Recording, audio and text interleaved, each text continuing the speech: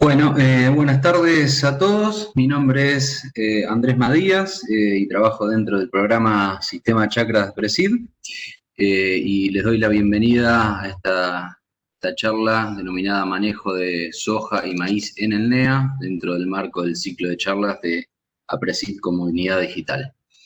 Dentro del programa Sistema Chakras articulamos dos redes temáticas en las que buscamos generar conocimiento aplicado. Estas redes las llevamos adelante en forma articulada con el INTA, especialmente el INTA de Las Breñas y la Agencia de Extensión de Pinedo. Y básicamente buscamos generar conocimiento aplicado en lo que es el manejo de soja y de maíz para la región. En estas redes participan productores y asesores, quienes brindan sus campos, tiempo, trabajo para llevar adelante diferentes líneas de trabajo. Participan técnicos del INTA, quienes son nuestros disertantes del día de hoy, como expertos en la coordinación técnica de cada uno de los proyectos. Y participan empresas también, que son quienes brindan las tecnologías y apoyan a cada uno de los proyectos para poder llevarlos adelante. Así que, bueno, los invito a participar de estas charlas. La idea es hacer un primer módulo de lo que es manejo de soja. Una vez que termine ese primer módulo, vamos a abrir espacio de preguntas para luego pasar al segundo de lo que es maíz. Y les pido que van a ver que sus micrófonos no están habilitados, por lo cual las preguntas las van a poder hacer en la sección del chat, que la van a poder habilitar en la parte inferior de sus pantallas e ir mandando las preguntas a través de ahí. Les recomiendo si lo pueden ir haciendo durante cada una de las charlas. Así que, bueno, sin más, les presento por un lado a Gerardo Quintana, que es investigador del INTA de Las Breñas, fundamentalmente trabaja en lo que es manejo de soja y girasol en la región y es el coordinador técnico de la red de Sojanea. Y por otro lado les presento al ingeniero Carlos Simón, que trabaja fundamentalmente en lo que es los cultivos de maíz y sorgo en esta zona y trabaja en la agencia de extensión de Pinedo. Así que sin más, los dejo con Gerardo para la primera de las presentaciones y nos encontramos luego de que él finalice para las preguntas. Así que bueno, adelante Gerardo. Buenas tardes. Gracias Andrés por la presentación y la invitación a APRESID. La intención de la charla de esta tarde es comentarle el trabajo que venimos realizando en la red de soja del NEA, a qué resultados estamos arribando, tanto en lo que hace a evaluación de cultivares como fechas de siembra, contarles qué otra información se va generando y finalmente cómo podemos utilizar esta información generada para diagramar alguna estrategia, un poco pensando en esta campaña que ya estamos casi iniciando. Nuestra red de soja se basa fundamentalmente en las actividades que realizamos en todo lo que es la región sojera del NEA. Y esta región está comprendida por la provincia del Chaco, todo el este de Santiago del Estero, el norte de Santa Fe y una parte de Formosa. Es una zona muy amplia con una diversidad ambiental muy importante, pero también es relevante en cuanto a su potencialidad productiva.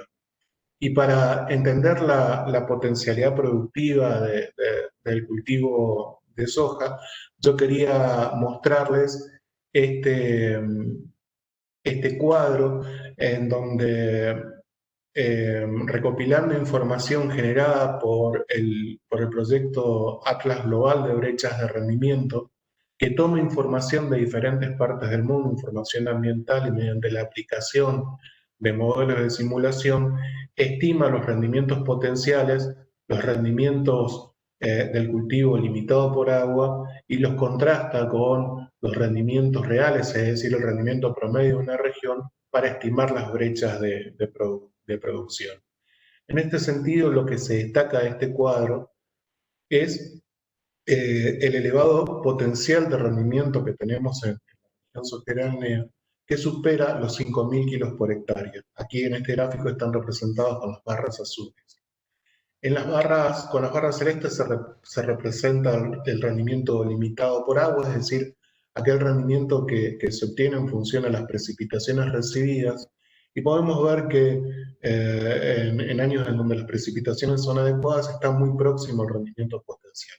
Y finalmente, con las barras amarillas está el rendimiento promedio de la región, rendimiento real, y lo que vemos es que ese rendimiento está muy alejado del rendimiento potencial, generándose para la región brechas de rendimiento muy importantes que en algunas campañas, como por ejemplo las campañas 2007, 2010, 2011, en donde el agua no es una limitante para la formación de rendimiento, sin embargo, la brecha entre el rendimiento real y el rendimiento limitado, potencial limitado por agua, digamos, supera el 50%. Es decir, hay mucho trabajo hacia adelante en función a tratar de reducir estas brechas de rendimiento.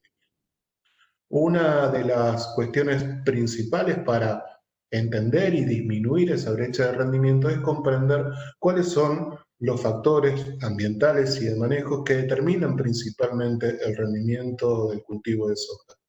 Y en este sentido, Andrés Madias realizó un trabajo en donde recopiló la información generada durante 10 años en nuestra red eh, y consideró variables ambientales y variables de manejo para entender cuáles eran las que influían mayormente sobre el rendimiento del cultivo, y considerando una variable en particular, que era MUNASCA, que participó durante un prolongado tiempo en las redes de evaluación de cultivares, determinó que existían factores limitantes de rendimiento comprendidos dentro de los factores ambientales y dentro de los factores de manejo. Así se determinó que las lluvias comprendidas durante el ciclo del cultivo y 30 días previos a la siembra fueron un factor muy importante para la determinación del rendimiento. En este sentido, creo que un dato muy importante obtenido es que se determinó que para alcanzar altos niveles de rendimiento eran necesarios por lo menos 650 milímetros al considerar este periodo.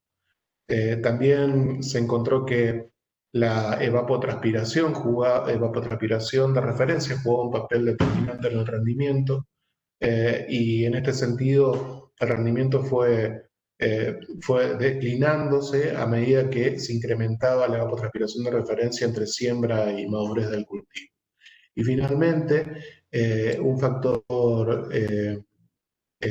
otro factor ambiental que determinó el rendimiento fue el estrés térmico, determinado a partir de los periodos con 2 días por lo menos con temperaturas mayores a 35 grados. Y lo que se encontró es que a medida que aumentaban estos periodos de golpe de calor o estrés térmico, el rendimiento decrecía.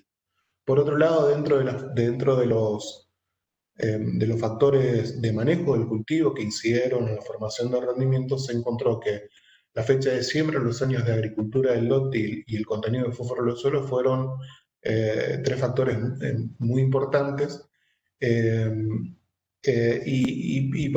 esta charla vamos a hacer hincapié sobre todo en fechas de siembra, y bueno, y vamos a explicar un poco más adelante cómo influye la fecha de siembra en la determinación del rendimiento.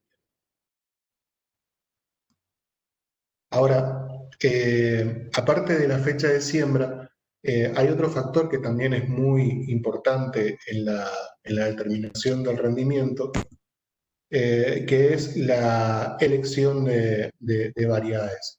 ¿Cómo juega la elección de variedades en la conformación del rendimiento? Bueno, para entender un poco esto, lo que hicimos fue tratar de analizar los datos que teníamos y ver cuál era el aporte que realizaba la mejora genética, la aparición de nuevas variedades a la formación del rendimiento. Entonces, tomamos las variedades que participaron dentro de los ensayos de los grupos largos durante 10 años, se consideraron solamente las variedades ganadoras en cada uno de los ensayos se hizo una regresión lineal para entender cómo fue la tendencia en cuanto al rendimiento. Como dentro de las variedades largas teníamos una variedad que era Munasca, que era nuestra variedad testigo y estuvo durante mucho tiempo en la red, para comparar un poco cómo fue esta variación del rendimiento, se hizo lo mismo con Munasca, es decir, se trazó una regresión lineal sobre esta variedad. Y lo que vemos acá en este gráfico es que la línea rosada marca la línea de tendencia de Munasca y vemos que es horizontal y prácticamente incluso declina un poco el rendimiento a medida que transcurrieron los años. Sin embargo, cuando consideramos las variedades ganadoras dentro de cada ensayo, lo que vemos es que la regresión nos arroja una tendencia positiva en incremento de rendimiento y podemos decir que el rendimiento en las variedades largas mejoró a una tasa de 21 kilos por hectárea por año. Cuando comparamos cuando hacemos este mismo análisis para las variedades de grupos cortos, es decir, variedades de grupos de madurez 5 y 6, lo que encontramos es que la tasa de mejora en el rendimiento de las variedades cortas fue mayor que para las largas. Es decir, que las nuevas variedades fueron aportando una mejora de 44 kilos por hectárea por año.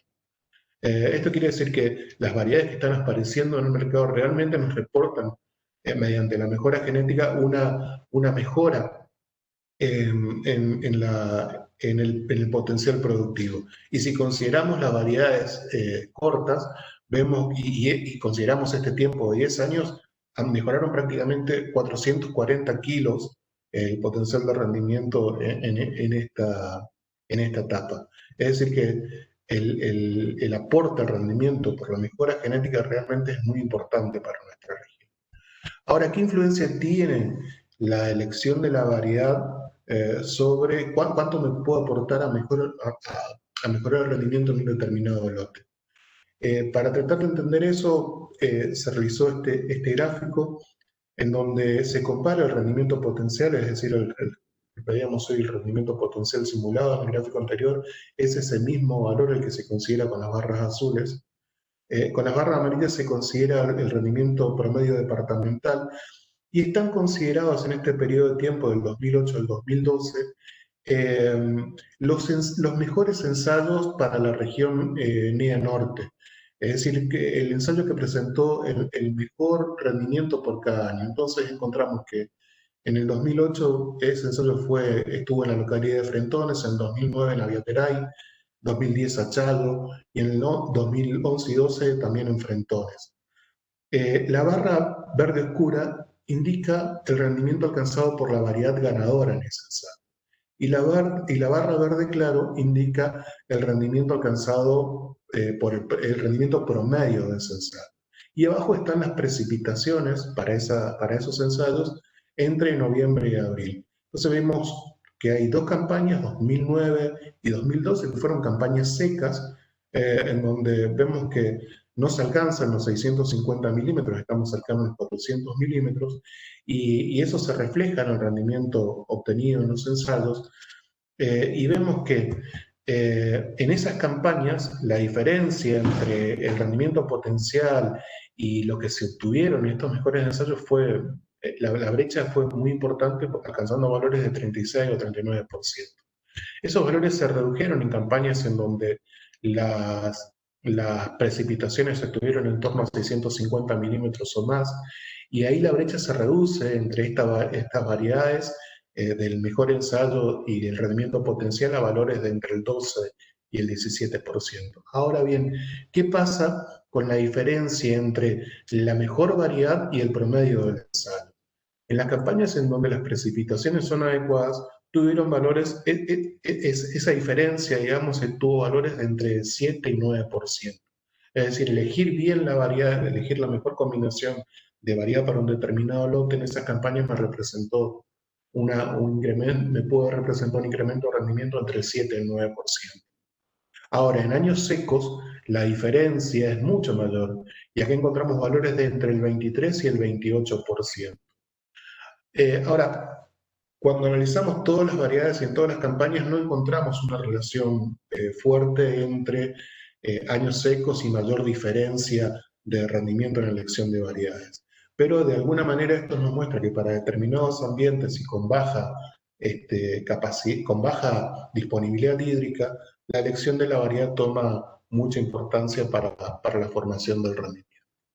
Bueno, atendiendo a esta información que fuimos presentando anteriormente, la red NEA plantea sus objetivos, digamos. En general, son dos grandes objetivos los que tiene la red NEA. Por un lado, la red NEA de soja, ¿no?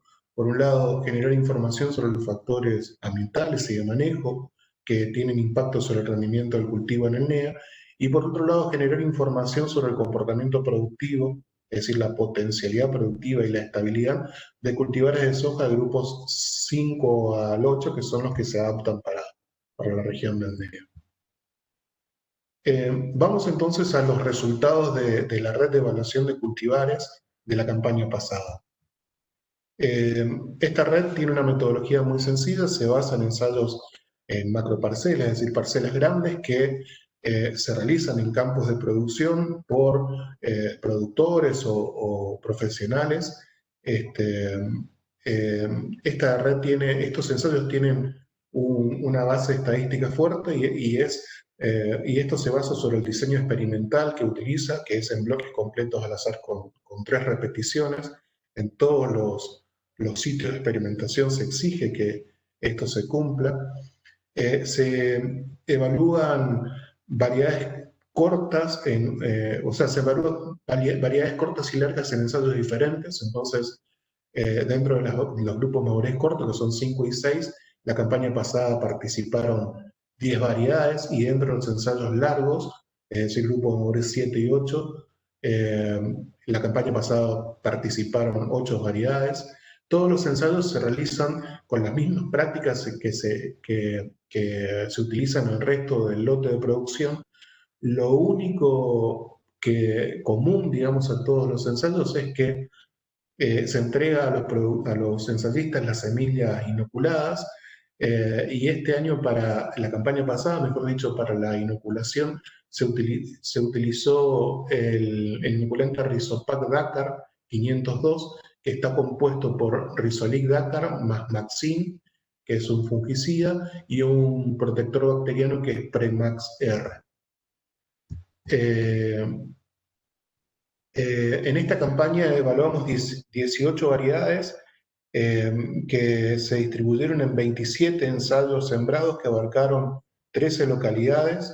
Se pudieron cosechar en total 20 ensayos y en 11 localidades. Aquí vemos la distribución geográfica de los ensayos, y los puntos rojos indican aquellos ensayos que no pudieron ser cosechados. Las localidades donde se evaluaron, bueno, en la provincia del Chaco, las localidades de evaluación fueron Pampa del Infierno, Colonia Elisa, Campo Largo, General Capdevila, Hermoso Campo, y se perdió un ensayo en la localidad de Itín, muy cerca de General Pineda. En Santiago del Estero se realizaron 2 ensayos en la zona de Sachayo, un ensayo en Cejoslao, ahí cerca de Quimilí, y otro en Bandera. Y para la provincia de Santa Fe, en la región norte de Santa Fe, bueno, los ensayos estuvieron ubicados en Logroño, Villa Trinidad y San Justo. Los ensayos que estaban cercanos a la localidad de Reconquista también se perdieron durante la campaña pasada. Yendo a lo que son los resultados propiamente dichos de la campaña, bueno, primero, como para caracterizar un poco la campaña, podemos decir que fue una campaña que en general tuvo precipitaciones que variaron entre los 550 y superaron los 1000 milímetros para algunas localidades. Campo Largo y Pampa del Infierno fueron las localidades que menos llovió, y San Justo fue la localidad que más precipitaciones recibió. En general fue una campaña con buenas precipitaciones, salvo por un periodo entre febrero y marzo, en donde hubo en general una falta de precipitaciones en toda la región, acompañado por elevadas temperaturas, y esto pudo afectar en algunos ensayos del rendimiento, tal vez incidiendo principalmente sobre la determinación del peso de los granos.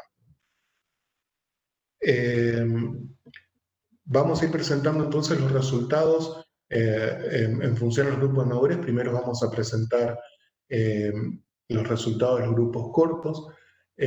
Aquí voy a presentar los resultados en función a tres características: el potencial productivo, la estabilidad y la adaptabilidad de las variedades. Para evaluar el potencial productivo de las variedades, lo que se utiliza es el método del rendimiento relativo. Este método es muy sencillo, considera el rendimiento de cada variedad en función proporcional al promedio del rendimiento de cada ensayo, y después se promedian el rendimiento relativo de la variedad en cada ensayo en función de la cantidad de ensayos.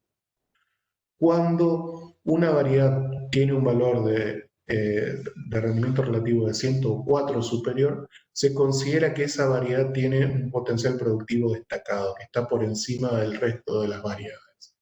Entonces, para las variedades que participaron dentro de los grupos cortos, que son AS6211, RA5715, SIN1561, CZ6505, N565, NS6538, 66MS01, CZ5907, 60MS01, 62MS01 y NS6859. La variedad que se destacó por su rendimiento relativo fue AS6211. Y después hubieron solamente 3 variedades que no superaron el rendimiento relativo promedio, pero la variedad con el potencial productivo destacado dentro de los grupos cortos para la campaña pasada fue AS6211. Dentro de los grupos largos, encontramos que hubieron 4 variedades que presentaron un potencial productivo destacado. Estas variedades fueron DM67I70, DM75I75, 78MS01 y AS6210, todas con un rendimiento relativo superior a 104, y se destaca aquí DM67 y 70 con un rendimiento relativo de 107. Para evaluar la estabilidad de las variedades, la estabilidad es una cualidad muy importante que nos permite identificar aquellas variedades cuyo rendimiento varían muy poco en función a los diferentes ambientes o los diferentes lotes donde son evaluadas. Entonces, la estabilidad de una variedad es una característica, una cualidad muy, muy destacada. Para evaluar la estabilidad dentro de la red, lo que utilizamos es el método de Shukla. Este método es muy específico y nos dice si una variedad es estable y permite identificar si una variedad es estable. El método Shukla nos ofrece este gráfico como resultado, que para entenderlo hay que mirar en el eje vertical, digamos, se grafica el rendimiento promedio de las variedades en los ensayos evaluados, y la estabilidad se grafica en el eje horizontal. Hacia la izquierda se ubican las variedades más estables y a la derecha las menos estables. Este es un análisis muy estricto en cuanto a los requerimientos estadísticos, y para los grupos cortos este año solamente pudimos evaluar 9 ensayos con este tipo de análisis. Entonces, aparte, este gráfico ofrece 2 líneas, una línea horizontal y una línea vertical. La línea horizontal es el rendimiento promedio de todos los ensayos, de estos 9 ensayos, y la línea vertical básicamente nos dice a partir de qué punto una variedad se considera con estabilidad estadísticamente significativa. Entonces, lo que vale mirar aquí es el cuadrante superior izquierdo, en donde en este caso se ubican la variedad SIN 1561, RA 5715 y CZ 6505. Estas tres variedades fueron identificadas como estables y con un rendimiento superior al promedio. Y por debajo del rendimiento superior, debajo del rendimiento promedio, perdón, se encuentra 60 MS01, que también es identificada como estable. En cuanto a la estabilidad de los grupos largos, aquí tenemos que mirar también el cuadrante superior izquierdo y vemos que hay dos variedades que son identificadas como estables, que son DM67 y 70 y DM75 y 75. Estas dos variedades, por otro lado, recordemos que también fueron identificadas como con un potencial productivo elevado. Entonces son variedades de elevado potencial productivo y estables. Y por debajo del promedio, pero también identificada como estable, se ubicó SI 7 por 1. Es decir, dentro de los largos hay tres variedades estables, DM67 y 70, DM75 y 75 y SI 7 por 1. Y la otra característica que evaluamos dentro de la red tiene que ver con la adaptabilidad. Y por adaptabilidad se entiende la característica de una variedad que le permite a esa variedad mejorar su rendimiento en función a la mejora en ciertas condiciones del ambiente. Así podemos encontrar variedades que son adaptables a ambientes de alto potencial de rendimiento o de alto potencial productivo y variedades adaptables a ambientes de baja capacidad productiva. Entonces, aquí vemos en la parte de arriba, con gráficos de color verde, las variedades adaptables a ambientes de alta productividad dentro de los grupos cortos. Y entonces encontramos que se identificaron como adaptables a ambientes de alta productividad 60 MS01, 62 MS01, AS6211 y CZ6505. Por otro lado, también se identificaron como adaptables a ambientes de baja productividad SI 1561, NS6859 y 66 MS01. Y hubieron tres variedades que no tuvieron adaptación específica, que fueron RA5715, NS6538 y CZ5907. De todas estas variedades, recordemos que la que fue identificada con alta capacidad productiva fue AS6211 y que aparte tiene una adaptabilidad adaptable a ambientes de alta productividad. En cuanto a los grupos largos, se identificaron 4 variedades con capacidad de mejorar su productividad en ambientes de alta productividad.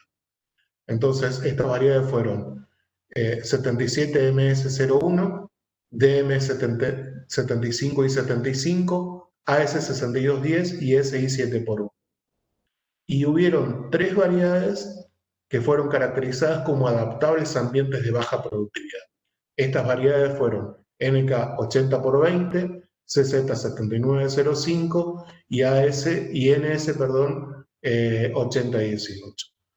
Y la variedad que tuvo un rendimiento destacable y que fue de M67 y 70 también se identificó por este método como estable.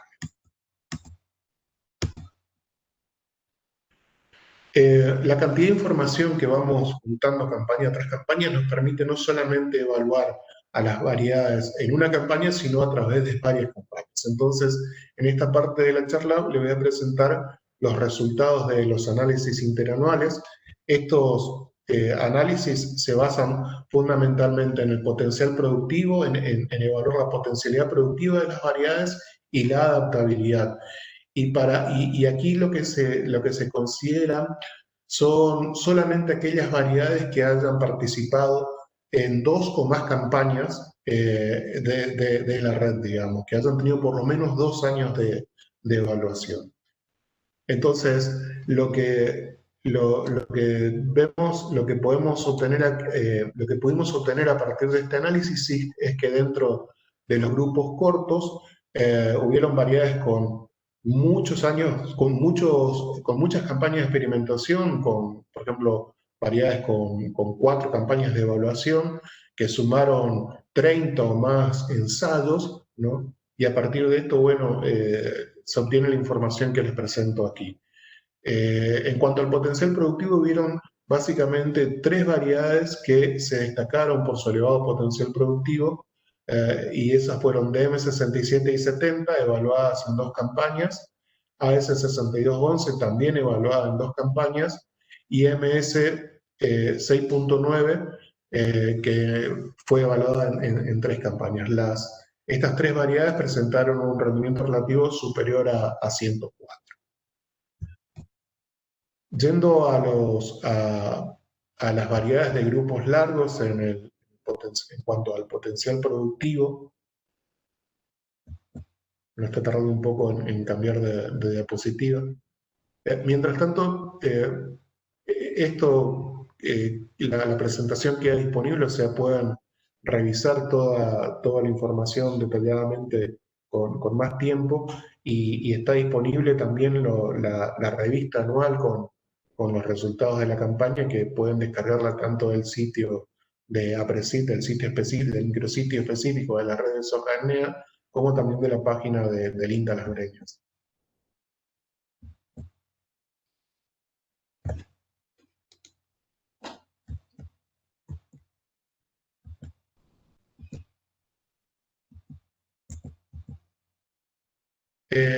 Bueno, en cuanto a la otra característica que se pudo evaluar dentro de este análisis interanual, estuvo también la adaptabilidad.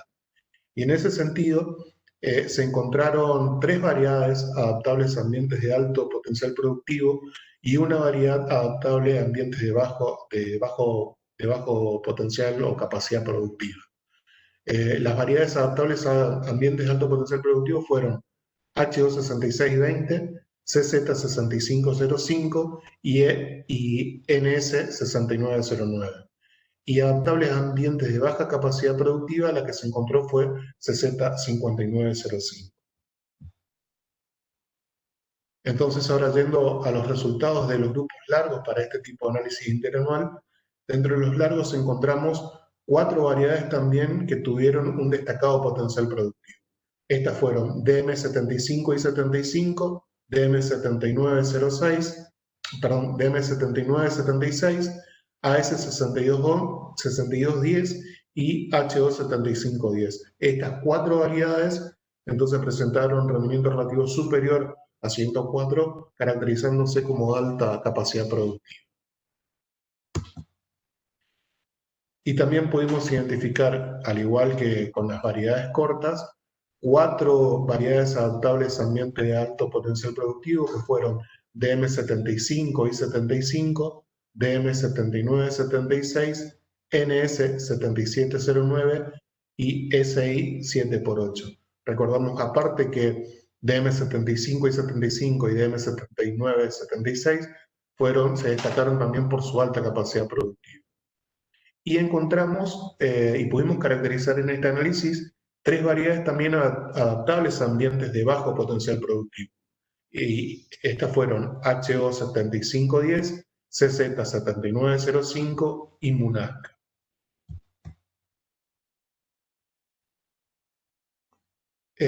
La otra actividad que se viene realizando ya hace unas cuantas campañas dentro de la red son los ensayos de fechas de siembra. Si bien los análisis integrados que realizó Andrés pudo determinar cómo es el comportamiento de la fecha de siembra para toda la región, diferentes integrantes de la red tuvieron inquietudes respecto a cómo era el comportamiento de la fecha de siembra para su localidad en particular, y se empezaron a llevar ensayos de fechas de siembra. Yo aquí les voy a mostrar 2 ensayos correspondientes a 2 localidades.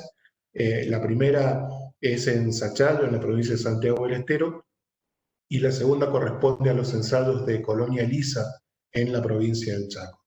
Estos ensayos de Sachalo es el ingeniero Miguel Gauchat el que los llevó adelante, y bueno, vamos a mostrarle un poquito qué fuimos encontrando aquí.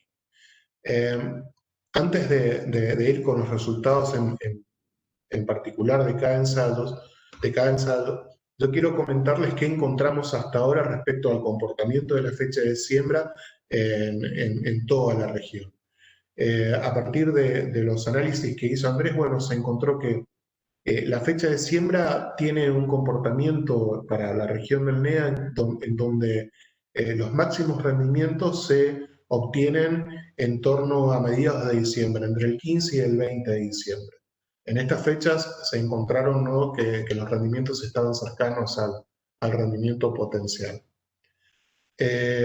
Después, entre el 20 y el 30 de diciembre, es una zona en donde son fechas de siembra en donde el rendimiento, se pueden alcanzar altos rendimientos, aunque no se llega al rendimiento potencial. Y después o sea, hacia fines de diciembre, en torno al 27 de diciembre, en adelante, se encuentra que hay una caída del rendimiento a medida que se va retrasando la fecha de siembra. Esa caída de rendimiento es variable y se va incrementando, como les decía, a medida que transcurren los días calendarios, y podemos dividir en tres fases. La primera, entre el 27 de diciembre hasta el 10 de enero, en donde el retraso de la fecha de siembra implica una pérdida en el rendimiento de 28 kilos por cada día que nos retrasamos en la fecha de siembra. Después tenemos un periodo entre el 10 de enero y el 25 de enero, en donde la caída del potencial de rendimiento se incrementa y perdemos cerca de 46 kilos por cada día que nos retrasamos en la fecha de siembra.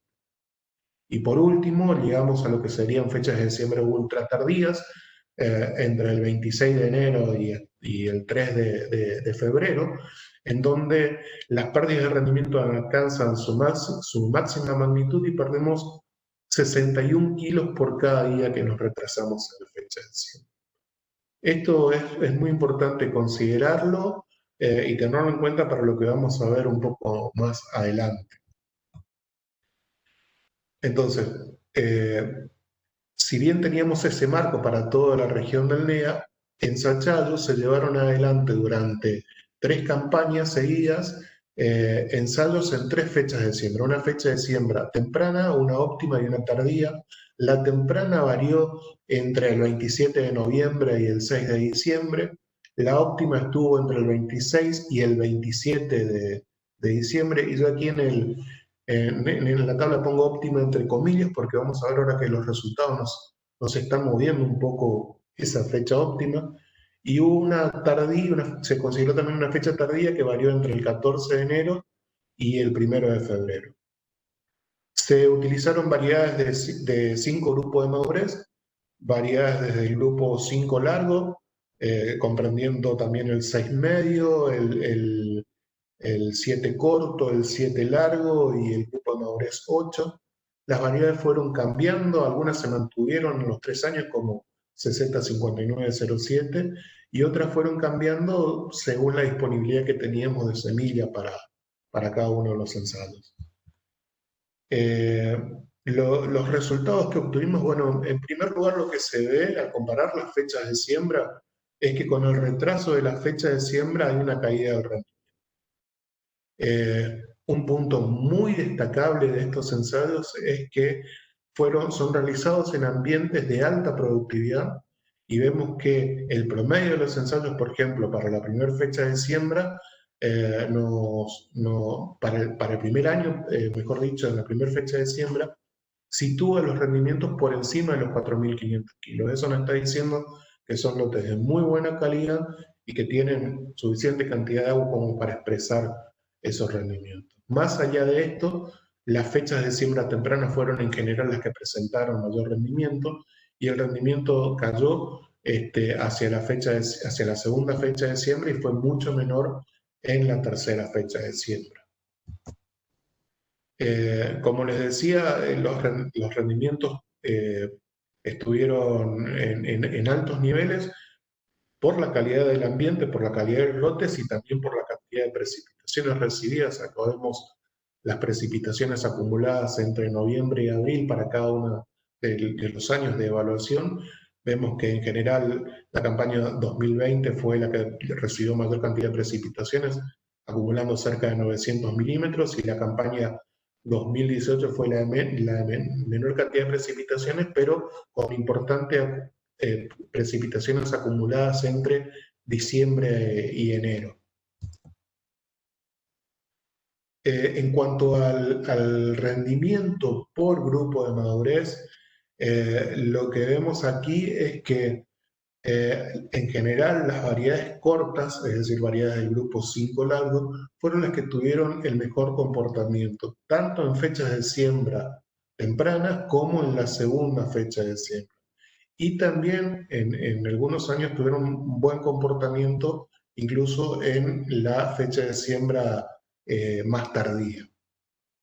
Llama la atención aquí entre estos resultados, que los grupos largos, grupos fundamentalmente 7 corto y 7 largo, tienen un buen desempeño, no en la fecha de siembra, en la segunda fecha de siembra, en la que nosotros consideramos óptima, sino que el mejor desempeño lo tienen en fechas más anticipadas, en donde en general no presentan diferencias con las variedades más cortas, ¿no? Entonces, lo que se ve aquí es que, primero, en estos ensachados, en estos años con buena cantidad de precipitaciones y en estos ambientes de alto potencial de rendimiento, el rendimiento potencial está en fechas de siembra tempranas. Y por otro lado, también encontramos que las variedades 7 corto y 7 largo estarían presentando mejor comportamiento en fechas de siembra más tempranas y no tanto en las fechas donde normalmente se la siembra en esa región, que es hacia fines de diciembre. Otro punto alto en este ensayo es destacar que en fechas de siembras más tardías, no fueron las variedades largas, las que se comportaron mejor, sino que el mejor comportamiento estuvo dentro de las variedades cortas. Vamos ahora hacia el este de la región, a la localidad de Colonia Elisa, en donde el ingeniero Martín Gullón llevó estos ensayos de fecha de siembra. Estos ensayos se hicieron también en conjunto con la Facultad de Ciencias Agrarias de la Universidad Nacional del Nordeste, y todavía se están procesando y analizando la información, es decir, que lo que voy a presentar ahora es más que nada un avance de esta información. En esta localidad, en Colonia Elisa, se realizaron en la campaña pasada 3 fechas de siembra, 2 en septiembre, el 6 y el 17 de septiembre, y una en octubre. O sea, vemos que lo que se evaluó acá fue más que nada adelantar la fecha de siembra hacia fechas de siembra bien tempranas. La diferencia de estos ensayos es que fueron realizados en la misma campaña, pero en diferentes lotes que tenían diferentes calidad de ambiente.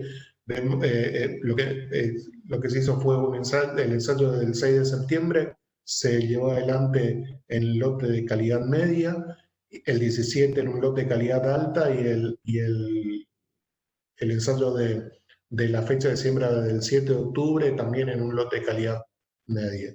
Se evaluaron variedades pertenecientes al grupo de madurez del 4 al 6 largo. No todas las variedades participaron en todos los ensayos, pero la mayor parte se repiten en esos ensayos. Y en cuanto al resultado de rendimiento en grano obtenido, lo que se puede destacar de estos ensayos es, en primer lugar, el potencial de rendimiento que ofrecen estas fechas de siembra. Vemos que en las dos primeras fechas de siembra se ha superado por ejemplo, el 17 de septiembre se superaron los 5.000 kilos, se superaron los 4.000 kilos en la primera fecha de siembra. Es decir, son fechas de siembra que permiten permiten la expresión, mejor dicho, de altos niveles de rendimiento. Y eso me parece que es un dato muy relevante para esta región en particular, para esta zona en particular. Por otro lado, hubo una variedad que fue DM60 y 62 que se destacó en los tres ensayos, en las tres fechas de siembra, y eso también es otra información relevante. Y una información que también vale la pena tomarla como referencia es que las variedades de ciclos muy cortos en general fueron las variedades que presentaron el peor comportamiento, digamos.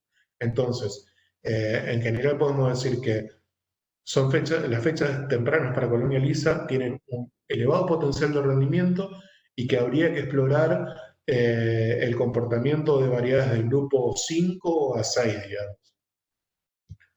En estos ensayos se evaluó la dehiscencia y el vuelco, y un factor que estuvo muy relacionado con el rendimiento fue el nivel de dehiscencia.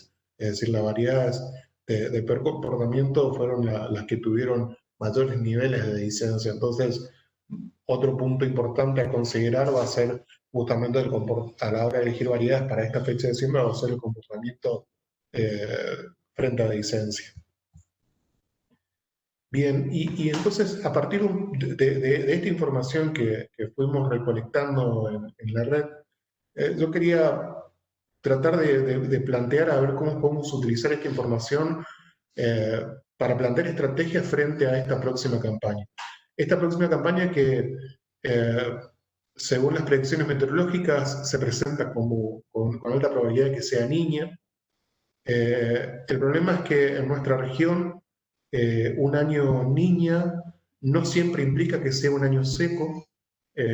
Hubo años niñas en donde las precipitaciones estuvieron un poco por encima de lo normal, y años niñas donde las precipitaciones tuvieron valores similares a lo normal. El problema es que arrancamos esta campaña con muy bajos niveles de humedad en los suelos. Entonces, más allá, digamos, de la condición que se pueda presentar de precipitaciones durante el ciclo del cultivo, va a ser muy importante la cantidad de precipitaciones que podamos acumular en el barbecho. En general, en el NE importa mucho la recarga del perfil a partir del mes de fines de octubre y durante todo noviembre y principio de diciembre. Entonces vamos a tener que ser muy cuidadosos en este sentido.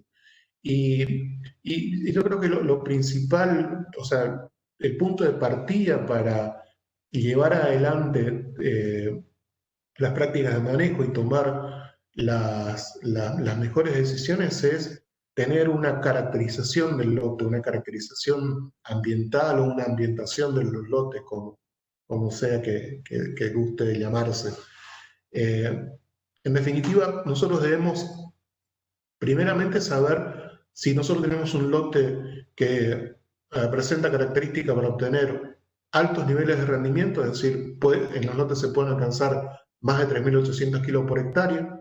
Si mi lote va a tener un rendimiento medio, es decir, entre 2.500 o 3.800 kilos por hectárea, o si tengo un lote de bajo nivel de rendimiento, lotes que me ofrecen como potencial de rendimiento valores menores a 2.500 kilos por hectárea.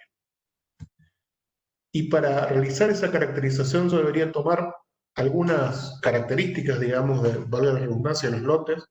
Debo mirar el estado físico y químico del lote, ver eh, cómo está la estructura, cómo están los niveles de materia orgánica, cuántos años de agricultura tiene el lote, que está asociado también de alguna manera a los niveles de materia orgánica y a los niveles de fertilidad en general. Conocer cómo está químicamente, si hay algún nutriente que esté limitando. Vemos cómo el fósforo entra a jugar como determinante del rendimiento en nuestra región. Entonces es importante conocer el estado físico y químico que se encuentra en el lote. ¿Qué cultivo antecesor tengo? Sabemos que los mejores antecesores son gramíneas, y también debemos estar evaluando qué porcentaje de cobertura, qué cantidad de rastrojo tengo en el lote, y una característica que va a ser muy destacable es cuánta agua tengo acumulada en el perfil.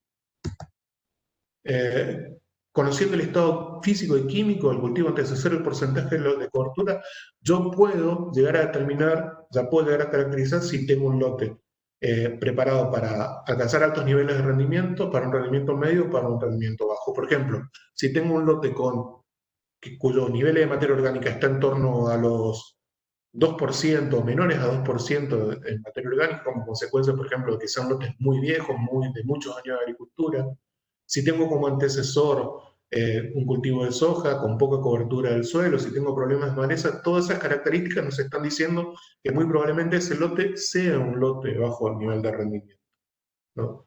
En contraposición, un lote de alto potencial de rendimiento será un lote con buena estructura, buena condición química, valores a lo mejor cercanos o superiores a 3% de materia orgánica, con maíz o sorgo como cultivo antecesor, o tal vez un cultivo de cobertura que nos ha dejado una importante cantidad de rastrojo en el lote. Ahora, el agua acumulada durante el barbecho, fines de octubre hasta diciembre, más las precipitaciones del ciclo, por supuesto que me pueden hacer cambiar esa potencialidad del lote, es decir, por más que tenga un lote de alto potencial de rendimiento, el agua me lo limita, bueno, tendrá un nivel menor de expresión de rendimiento, digamos, ¿no? Ahora, para tratar de diagramar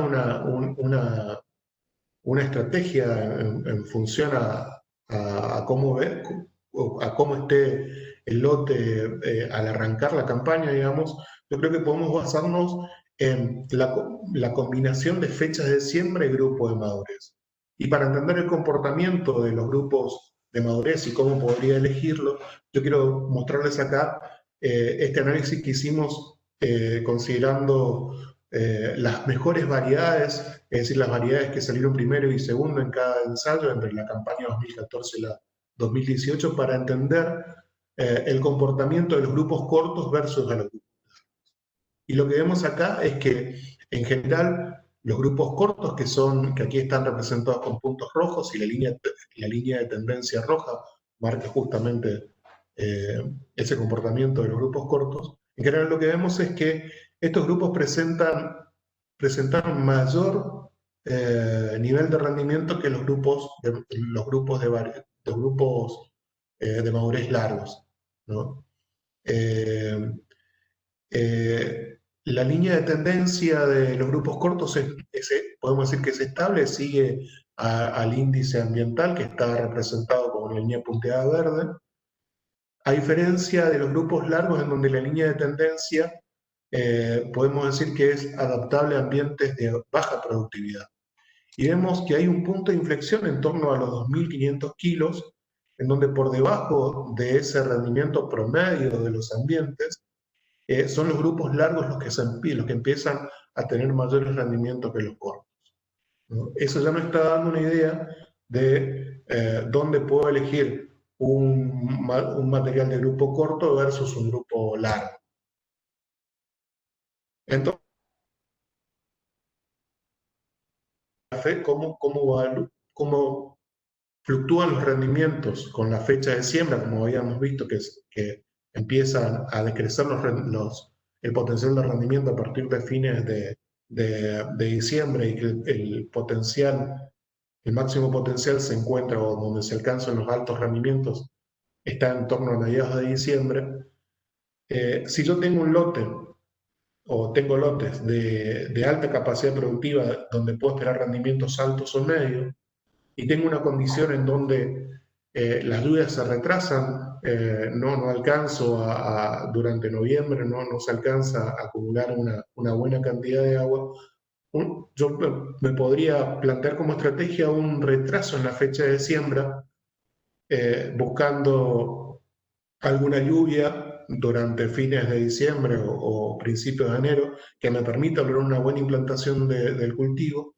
Y por otro lado, ese retraso en la fecha de siembra también me permitiría escapar a las situaciones de estrés por falta de agua que normalmente ocurren durante enero, o la combinación de estrés por falta de agua y altas temperaturas. Entonces, ese retraso en la fecha de siembra hay que considerar que tiene valores moderados hasta el 10 de enero, y después del 10 de enero empezamos a perder una importante cantidad de potencial de rendimiento con retraso a la fecha de siembra. ¿Hasta dónde me puedo retrasar en la fecha de siembra? Bueno, eso va a depender del rendimiento que yo espero alcanzar, digamos, y esto va a estar muy relacionado con la caracterización del lote. En cuanto a la elección de variedades, frente a una situación en donde las lluvias se van retrasando, pero tengo lotes de mediana y alta productividad, uno plantearía escoger, en primer lugar, variedades de alto potencial de rendimiento, que me aseguren una buena eficiencia en pasar, digamos, esos niveles de rendimiento a granos, esos recursos, mejor dicho, a granos. Podrían ser variedades estables o variedades adaptables a ambientes de bajo potencial productivo, ¿no? Esto principalmente si el retraso en la fecha de siembra es importante. Y en general podríamos decir que sería preponderante elegir grupos cortos, principalmente con siembras después del 10 de enero. Ahora, si se me presenta un lote, si yo tengo lotes que tienen baja capacidad productiva, es decir, la expectativa de rendimiento, independientemente de la lluvia, está cerca o por debajo de los 2.500 kilos por hectárea, y tengo o sea, y tengo poca recarga en el perfil, las lluvias no nos favorecen, digamos, entre noviembre y diciembre. También la estrategia sería retrasar la fecha de siembra con la misma idea, buscando una lluvia que nos permita una buena implantación y escapar a los periodos de estrés térmico e hídrico de enero, llevando el periodo reproductivo más hacia febrero. Y en cuanto a la elección de variedades, aquí lo que sería más conveniente es elegir variedades adaptables a ambientes de bajo potencial productivo, y dentro de estos los grupos largos pueden resultar una mejor opción. Entonces, si yo tengo, por ejemplo, un lote de bajo potencial productivo, yo aquí quiero mostrarles el comportamiento de 5 variedades. Por un lado, DM67 y 70, que es una variedad que está pintada con líneas punteadas azules, que es una variedad que ha demostrado estabilidad y elevado potencial productivo. Por otro lado está DM75 y 75, también elevado potencial productivo, pero adaptable a ambientes de alta productividad, ¿no? Y acá vemos la línea del comportamiento en general de estas variedades.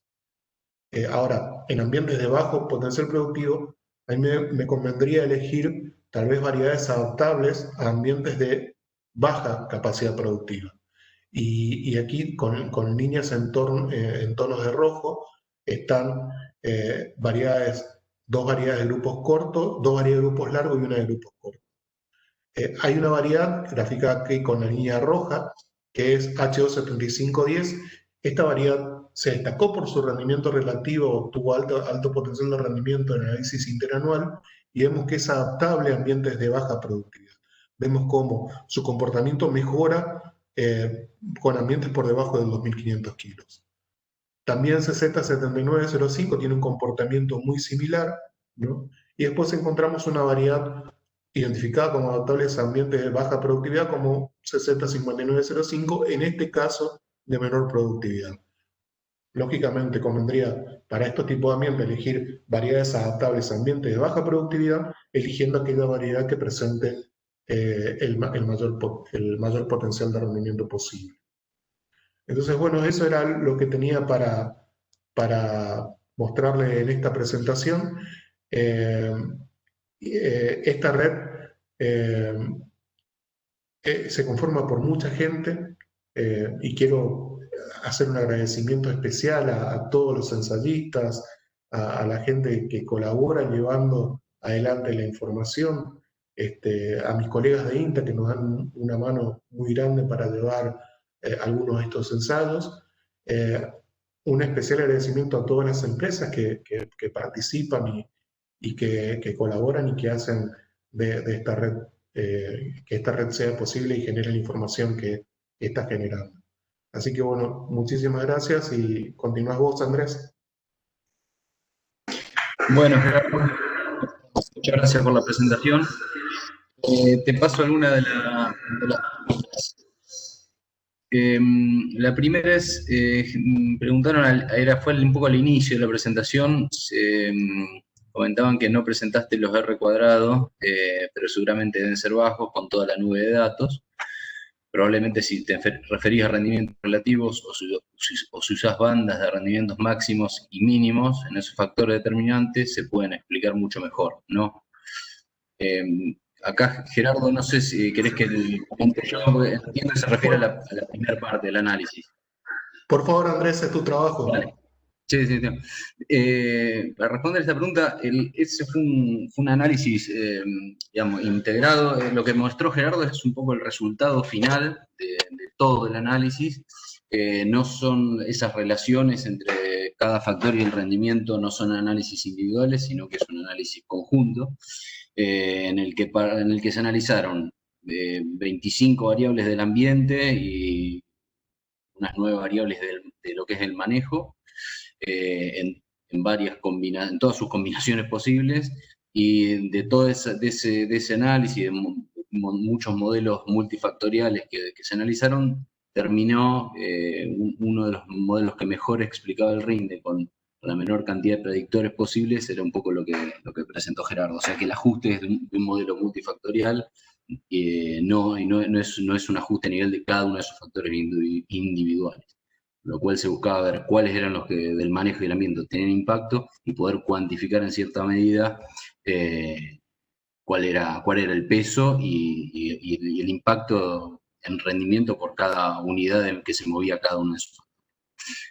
Así que la pregunta es un poco el ajuste que se logra al final es de un modelo multifactorial y no de cada uno de esos valores individualmente. Más allá de que en la figura después pusimos el valor de rinde que se obtuvo en cada sitio.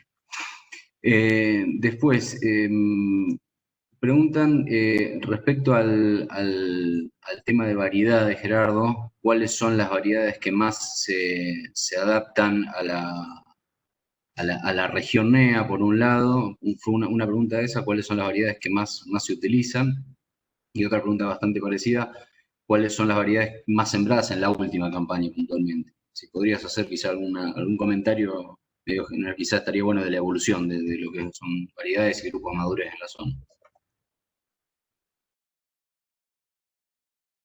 El comportamiento de las variedades en particular fue un poco el eje de la charla y digamos, revisando un poco las diapositivas vamos a poder encontrar cuáles fueron las variedades que mejor comportamiento tuvieron en función al potencial de rendimiento y a su estabilidad y adaptabilidad. Y si hablamos un poco en general, digamos, de los grupos de madurez, lo que nosotros tenemos en la región es un cambio, digamos, en la tendencia a utilización de grupos de madurez. Pasamos de que la mayor superficie sea dominada o casi en su totalidad, eran dominadas por grupos largos, es decir, grupos fundamentalmente 8 y después fueron acortándose a 7 largos, a tener en los últimos 5 años un avance importante de los grupos cortos, principalmente 6, 6 medios y 6 largos, siendo hoy creo que la mayor parte de la superficie sembrada con estos grupos de madurez. Y vemos que estos grupos toman cada vez más preponderancia y esta preponderancia está relacionada fundamentalmente a su capacidad productiva y a su estabilidad en el comportamiento a través de toda la región. Bien, Gerardo. El cultivo antecesor pregunta si fue siempre el mismo en todos los sitios y campañas.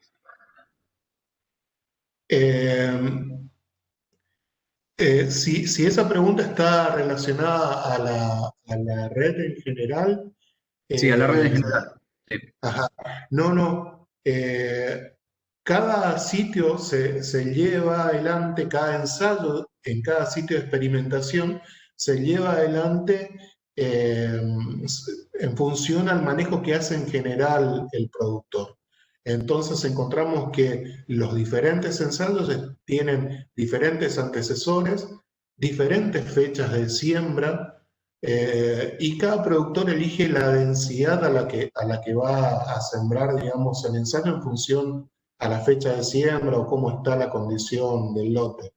Eso creo que es una fortaleza de esta red de ensayos multiambiental porque permite evaluar a cada variedad frente a una importante cantidad de condiciones ambientales. Entonces, cuando evaluamos la estabilidad o la adaptabilidad y encontramos que, por ejemplo, una variedad es representada como estable, quiere decir que justamente, aún a pesar de la diversas cantidades de ambientes en las que se evaluó, esa variedad tuvo un comportamiento que varió muy poco, que hizo que su rendimiento varíe muy poco, digamos.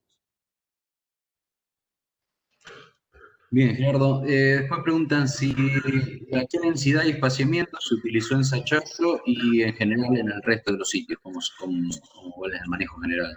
Eso, densidad y espaciamiento.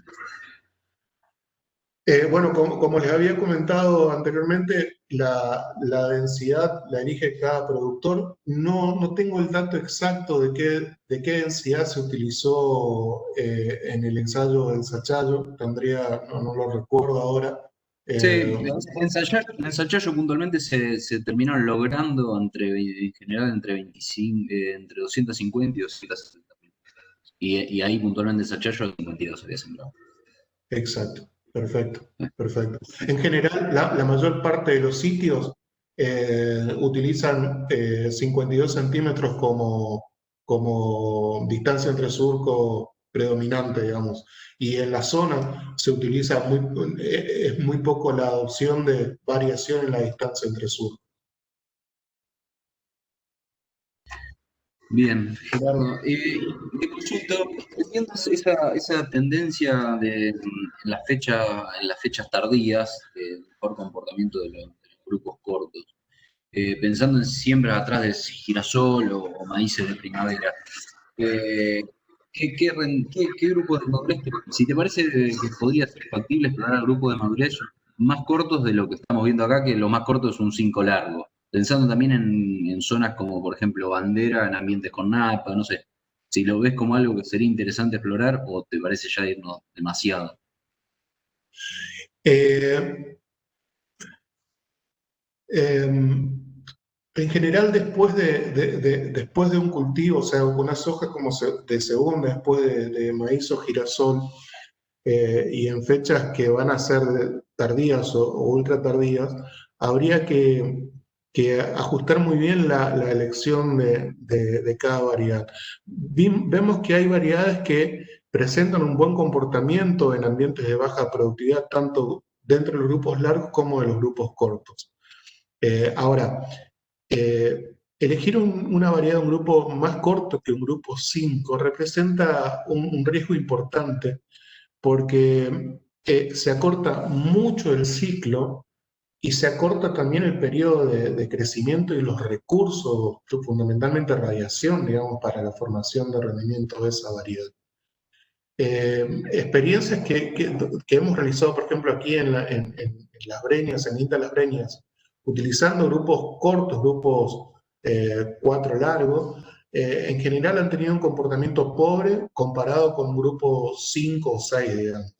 Entonces, no creo que para el NEA Norte sea una opción adecuada utilizar un grupo corto, un grupo 4, pero como vos planteabas, un ambiente de bandera más hacia el NEA Sur o adentrándonos hacia la zona centro de Argentina, bueno, tendríamos que explorar a ver hasta dónde podemos llegar con un grupo 4, digamos, para ese tipo de condición.